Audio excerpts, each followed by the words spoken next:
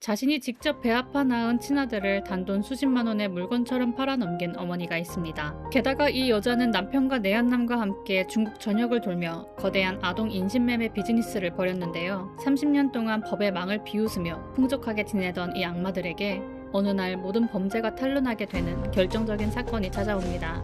과연 이들을 파멸로 몰고 간 그 사건은 무엇이었을까요? 잔혹한 그들의 비즈니스, 그 판도라의 상자를 지금부터 열어보겠습니다. 시간을 돌려 1984년으로 가볼게요. 위아잉이라는 이 여자는 당시 왕자원이라는 남자를 만나 결혼을 하게 됩니다. 그리고 두 사람 사이에서 이쁜 딸아이가 태어나죠. 이때까지만 해도 그저 가난하지만 평범한 시골 가족처럼 보였습니다.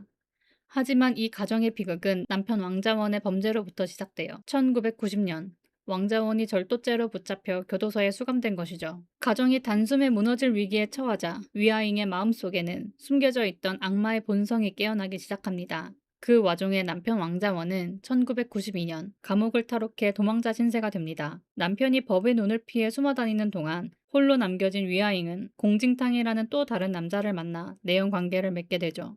도망자 남편과 새로운 내연남, 이 비정상적인 관계 속에서 위아잉은 내연남 공징탕과의 사이에서 아들을 출산하게 됩니다. 바로 이 지점이 잔혹한 범죄의 시작이었어요. 이 둘은 가난에서 벗어나고 싶었고 돈이 필요했습니다. 결국 위아잉과 내연남 공징탕은 아주 끔찍한 모의를 하게 되죠. 이 아이를 팔아서 돈을 마련하자 두 사람은 자신들이 사랑해서 낳은 친아들을 돈뭉치와 바꾸기로 결심합니다. 여기서 참 기괴한 점은 위아잉은 처음 낳은 친딸만큼은 다른 누구보다 애지중지하며 정성껏 키워냈어요. 여튼 자신의 아들을 허베이 성의 한 가정에 고작 5천 위안, 당시 하나로는 수십만 원에 불과한 액수로 팔아넘겼습니다. 하지만 그 당시 중국 일반 노동자들의 한 달 평균 월급이 보통 100에서 200위안 안팎이었던 걸 감안하면 엄청난 액수였죠. 즉 5천 위안은 평범한 직장인이 최소 2년에서 4년 동안 단 한 푼도 쓰지 않고 오직 숨만 쉬며 모아야 하는 엄청난 거금이었던 것입니다. 천륜을 저버린 대가로 손에 쥔 이 막대한 돈의 맛.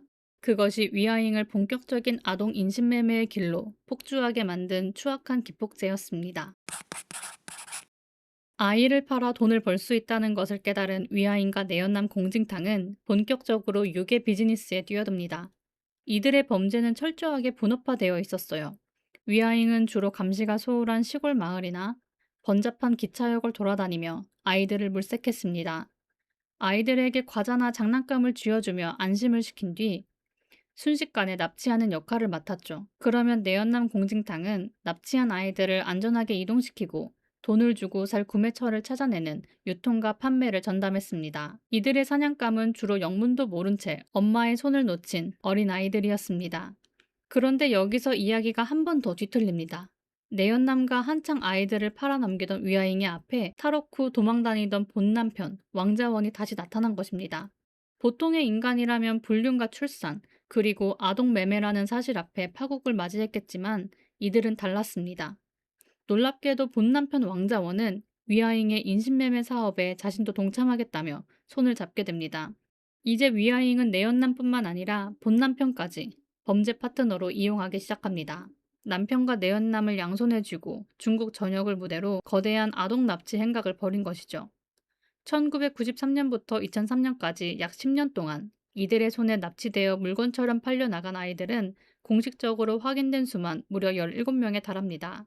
17개의 가정이 단 한 여자와 두 남자의 탐욕 때문에 순식간에 지옥으로 변해버렸죠. 여기서 많은 분들이 오해하시는 게 있습니다.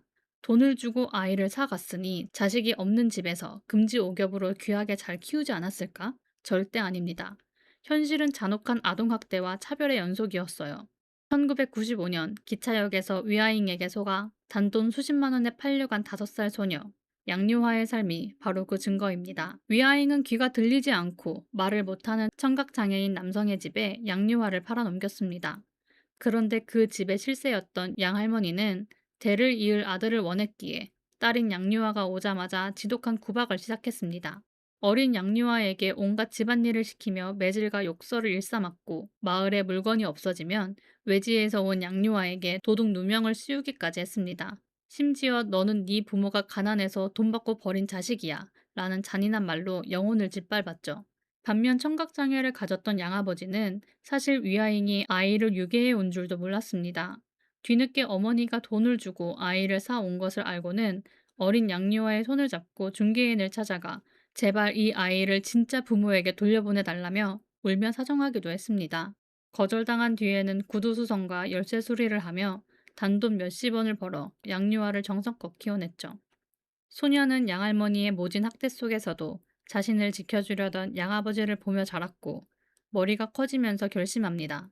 나를 유괴한 그 악마를 반드시 잡겠다고요. 2021년 성인이 된 양유아는 SNS에 자신의 사연을 담은 영상을 올렸고 기적적으로 사촌동생과 연락이 닿으며 자신을 납치했던 악마 위아잉의 존재를 세상 밖으로 완전히 끌어내게 됩니다. 26년 동안 가슴에 품어온 복수의 칼날이 마침내 위아잉의 목덜미에 닿은 것이죠. 결국 공안 당국에 의해 위아잉은 체포되었고 법정에 세워졌습니다. 그렇다면 그녀의 공범들의 말로는 어땠을까요? 가장 먼저 첫 범죄를 모의했던 내연남 공징탕은 이미 수년 전 질병으로 사망하여 먼저 세상을 떠난 상태였습니다. 살아서 죗값을 치르지는 못했지만 비참한 병사로 생을 마감한 것이죠. 탈옥수 신분으로 아내와 함께 아동을 납치했던 본남편 왕자원 역시 덜미가 잡혔고 징역 16년 6개월이라는 중형을 선고받고 감옥에 갇혔습니다. 하지만 진짜 비극은 남겨진 자식의 몫이었어요. 위아잉이 애지중지 키웠다던 친딸은 어떻게 됐을까요? 어머니가 연쇄 유괴범의 사형수라는 사실, 그리고 자신이 누렸던 안락함이 다른 아이들의 피눈물로 세워진 것이라는 잔인한 진실을 마주해야 했습니다. 결국 친딸은 큰 정신적 충격을 받고 어머니와의 모든 면회를 거부했으며 법정에도 끝내 나타나지 않은 채 위아잉을 완전히 절연해버렸습니다. 위아잉이 목숨처럼 아끼던 딸에게 철저히 버림받은 것이었죠. 끈질기게 상소를 거듭하며 살아남으려 발버둥 치던 위아잉은 2024년 12월 19일 사형이 최종 확정되었고 그제야 파멸의 눈물을 흘렸습니다. 그리고 약 2달 뒤인 2025년 2월 28일 최고인민법원의 승인과 함께 사형이 최종 집행되었습니다. 모든 승리를 이끌어낸 양유아 씨는 집념으로 유괴범을 잡아냈음에도 정작 그토록 그리워하던 친부모님과는 재회하지 못했습니다. 그녀의 아버지는 딸을 잃은 죄책감과 슬픔에 알코올 중독으로 세상을 떠나셨고 어머니 역시 심한 화병을 얻어 이미 수십 년 전에 뒤따라 세상을 떠난 상태였습니다. 그녀는 위아잉의 사형이 집행된 후 이미 세상을 떠난 친부모님의 쓸쓸한 무덤을 찾아가 눈물을 흘리며 이렇게 말했습니다. 이 결과를 들고 부모님 무덤을 찾아 위로를 전합니다. 이제 전 복수를 끝냈어요. 한 소녀의 끈질긴 집념이 30년 만에 악마를 처단하고 정의를 완성해낸 잔혹하고도 위대한 이야기였습니다.